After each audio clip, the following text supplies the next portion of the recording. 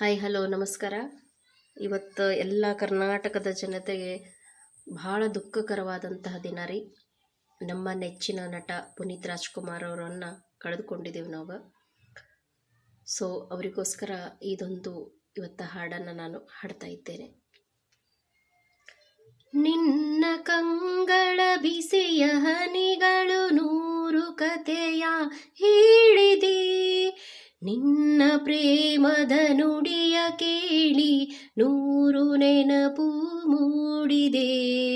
ತಂದೆಯಾಗಿ ತಾಯಿಯಾಗಿ ಮಮತೆಯಿಂದ ಬೆಳೆಸಿದೆ, ಬಿಸಿಲು ಮಳೆಗೆ ಕರಗದಂತೆ ನಮ್ಮನು ನೀ ಹರಸಿದೆ.